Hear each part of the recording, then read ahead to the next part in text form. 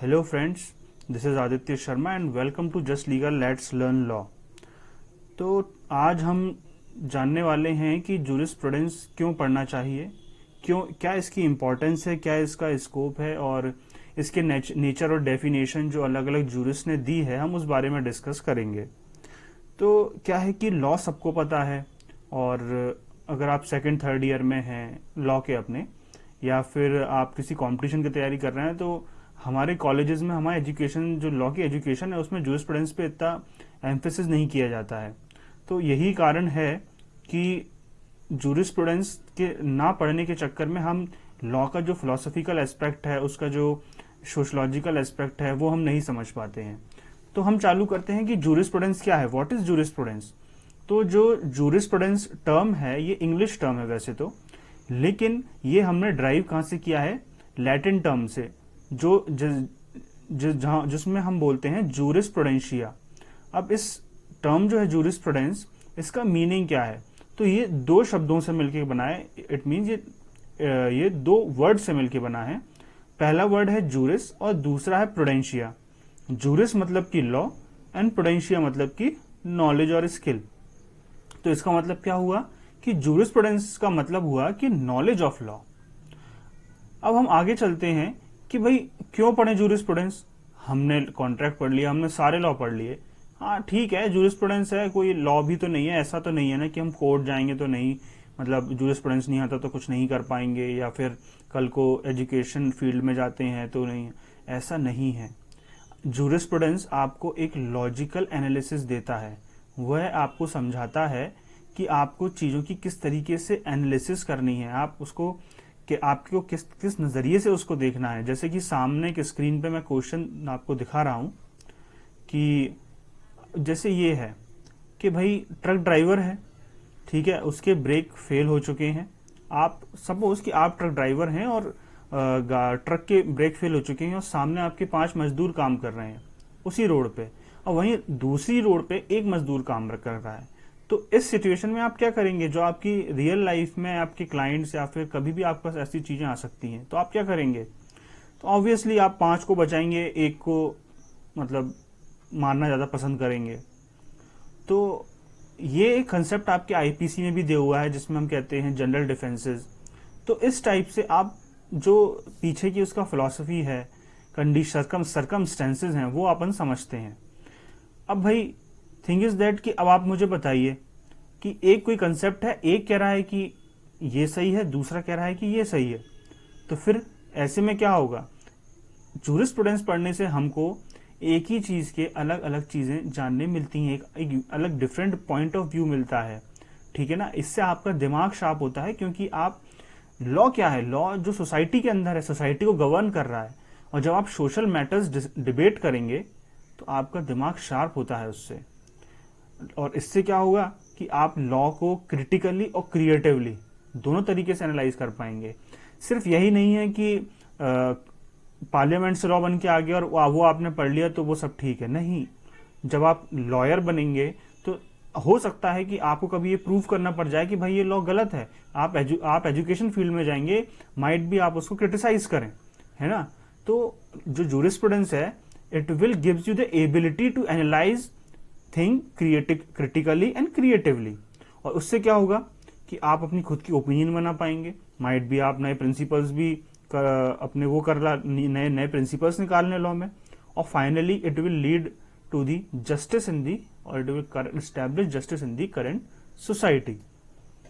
तो अब इसके हम जानेंगे कि एजुकेशनल वैल्यू क्या है भाई, किसकी, जूरिस्प्रूडेंस की। तो भाई ये आपको logical analysis of legal concept, या logical analysis of legal concept, ये क्या हुआ। Logical analysis of legal concept ये हुआ कि मान लीजिए कि जब आप लॉजिकल रीजनिंग करते हैं तो उसमें A+B या फिर A A मतलब अल्फाबेटिकल लॉजिकल रीजनिंग होती है, कहीं कहीं न्यूमेरिकल भी होती हैं। तो हमारे इसमें लॉजिकल एनालिसिस लीगल कंसेप्ट की है कि किसी कंसेप्ट की के पीछे क्या लॉजिक रहा होगा, ठीक है ना। ये आपकी प्रेजेंट की, भाई वो जो आपकी प्रेजेंट नीड्स हैं, जो आपकी लीगल प्रॉब्लम्स हैं, उनको सॉल्व करता है। जैसे कि आपकी फेक न्यूज हो गई आजकल जो काफी चल रही है, डाटा प्रोटेक्शन हो गया, मॉब लिंचिंग हो गई, इन पे अभी तक कोई लॉ ही नहीं है हमारे यहाँ, ठीक है ना। आपको एक अल्टरनेटिव चैनल देता है कि भाई एक ही जगह पहुंचने के अलग अलग रास्ते देता है, ठीक है ना। और मोस्ट इंपॉर्टेंट ये आपको इंटरप्रिटेशन ऑफ लॉज देता है, ठीक है। अब हम डिस्कस करेंगे कि इसकी डेफिनेशंस क्या हैं। अलग अलग जूरिस्ट ने अलग अलग डेफिनेशंस दी हैं। नो यूनिवर्सल डेफिनेशन, कोई यूनिफॉर्म और यूनिवर्सल डेफिनेशन नहीं है जूरिस्प्रूडेंस की। तो अब आप कंफ्यूज हो गए कि अब क्या करें। तो भाई सालमन ने इसको बोला कि jurisprudence is the science of law. अब साइंस यानी कि किसी भी चीज की इन डेप्थ नॉलेज करना, किसी भी चीज को पढ़ना, उसके पीछे की रीजनिंग जानना, यह साइंस है। लेकिन हो सकता है कि आप कहें कि नहीं, मजा नहीं आया, आप हो सकता है कि आप चाहें कि आप दूसरी उसकी वीडियो वो डेफिनेशन देखें। तो भाई कीटोन आए, कीटोन ने कहा कि jurisprudence is the study and systematic arrangement of general principles of law. एक स्टडी है किसकी, लॉ के प्रिंसिपल्स की, और सिस्टमैटिक अरेंज करने की एक लॉ स्टडी है। बट फिर आपने कहा कि भाई समझ नहीं आ रहा, हर आदमी, हर जूरिस्ट अपनी अपनी डेफिनेशन दे रहा है। तो चलो हम कहते हैं कि jurisprudence is the study of law, analysis and speculation of law. Jurisprudence क्या है कि भाई लॉ की स्टडी है, लॉ की एनालिसिस है, और हम आगे अंदाजा लगा सकते हैं कि क्या आज चल रहा है, उस हिसाब से क्या लॉ होना चाहिए। तो फिर अब आपको आ जाएगा कि भाई आप अपनी खुद की डेफिनेशन ही बना सकते हैं, लेकिन आपको उतनी लॉ की नॉलेज होनी चाहिए। तो ठीक है, अब मान लीजिए कि आपने कहा कि jurisprudence is the science of just and unjust. अरे तो हाँ, ये भी हो सकता है, इसमें कोई बड़ी बात नहीं है, क्योंकि यही सेम डेफिनेशन हमारे रोमन जूरिस्ट अल्पियन ने भी दी है। चलिए आगे बढ़ते हैं कि भाई अब फादर ऑफ जूरिस्प्रूडेंस कौन है। तो फादर ऑफ जूरिस्प्रूडेंस जो हैं वो हैं हमारे इंग्लिश जूरिस्ट जेरेमी बेंथम, जिन्होंने पहली बार जनरल प्रिंसिपल्स और लॉ की स्टडी पे इतना फोकस किया था। और ये सिर्फ जूरिस्ट ही नहीं थे, ये एक फिलोसफर भी थे, इकोनॉमिस्ट भी थे, जूरिस्ट भी थे, लीगल रिफॉर्मर भी थे। अब भाई इन्होंने कहा कि इनके हिसाब से जूरिस्प्रूडेंस क्या था।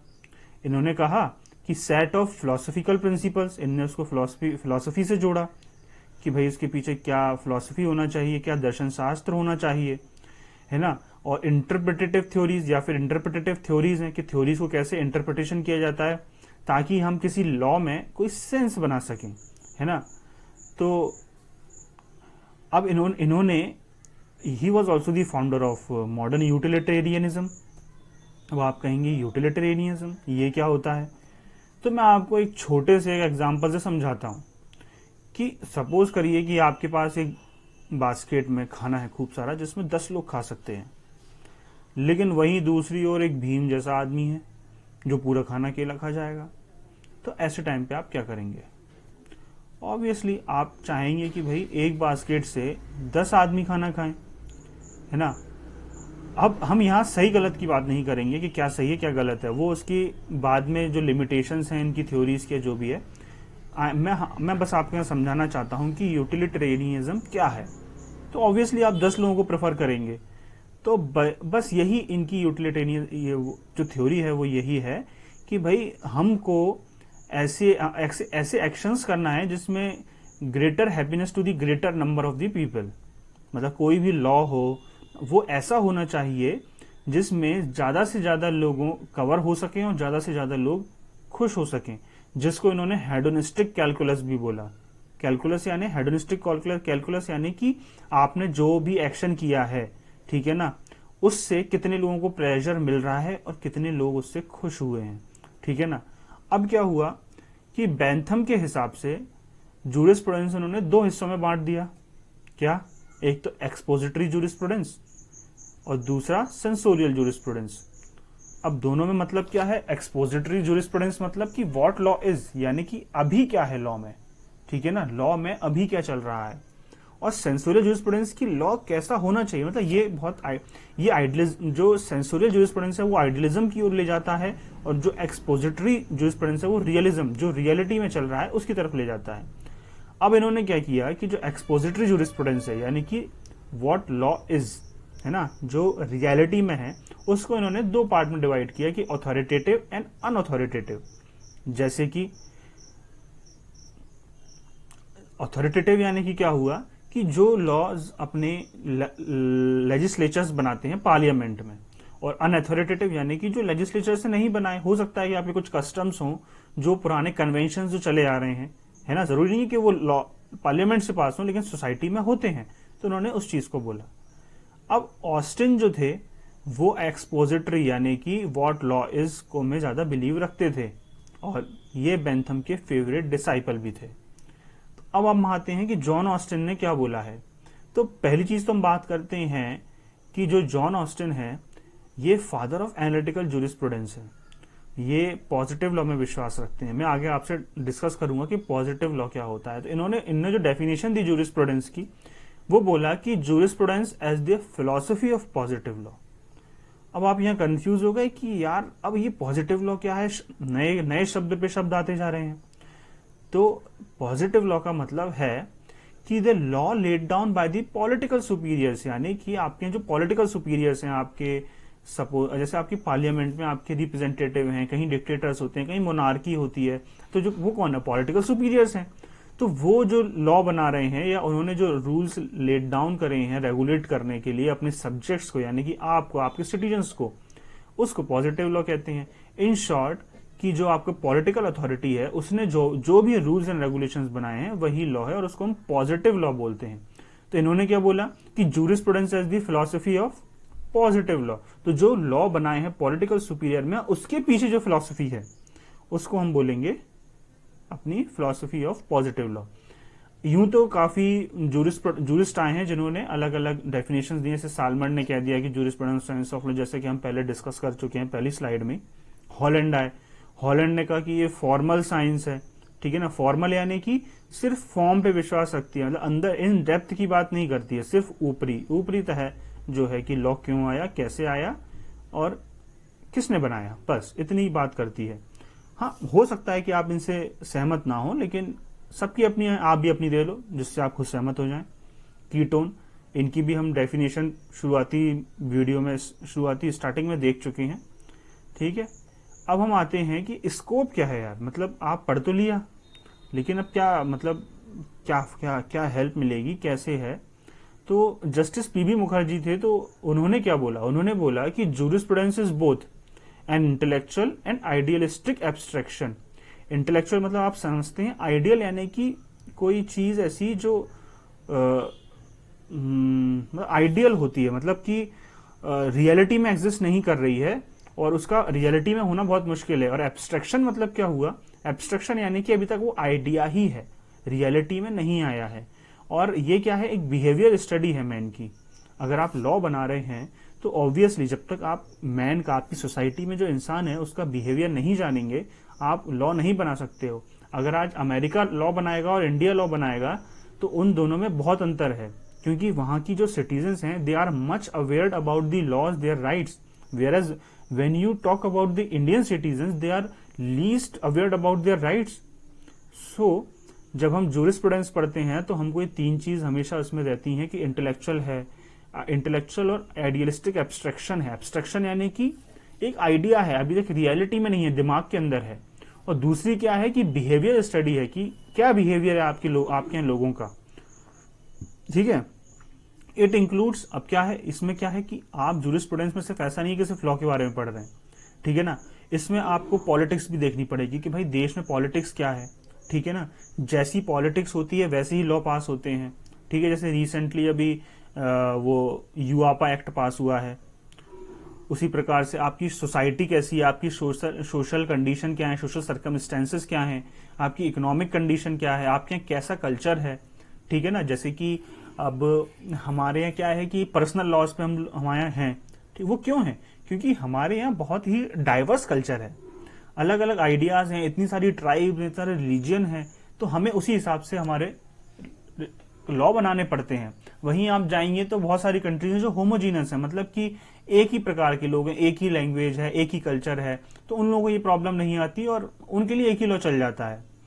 तो इस तरीके से ये है जूरिस्प्रूडेंस कि आपको ये सब चीजें पढ़नी पड़ेंगी। अब ये क्या है, आखिरी क्या है कि it covers the study of man in relation to society.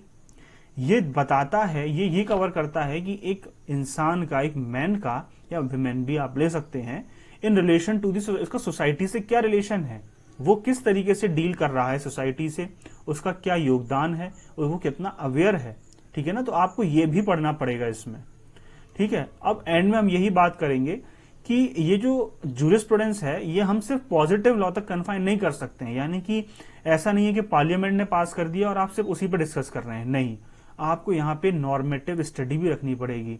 घबराइए मत, नॉर्मेटिव स्टडी का मैंने मतलब आगे दिया हुआ है कि नॉर्मेटिव स्टडी क्या है। Normative study should also deal with the improvement of the law, ठीक है ना। ऐसा नहीं है कि जो बन गया हम उसी को मानते चल रहे हैं, हमको यह कोशिश करना है कि हम अपने जो लॉज हैं उनको कैसे इंप्रूव कर सकते हैं, ठीक है ना। और यही जूरिस्प्रूडेंस का रोल आता है, ठीक है ना। जैसे रिसेंटली हमारा क्रिमिनल निर्भया कांड के बाद जो क्रिमिनल लॉ अमेंडमेंट 2013 हुआ था, वो क्या था, मतलब लॉ का इम्प्रोवाइजेशन था ना। तो ये नॉर्मेटिव स्टडी है, हमको नॉर्मेटिव स्टडी जो है जूरिस्प्रूडेंस से ही आएगी। और ये कैसे आएगी, जब हम लॉ को समझेंगे या हमारी सोशल इकोनॉमिक, हमारी पॉलिटिकल जो कंडीशंस हैं उनको हम समझेंगे। सो फ्रेंड्स, मेरे चैनल को लाइक करें, सब्सक्राइब करें और बेल आइकन दबाना ना भूलें। Thank you.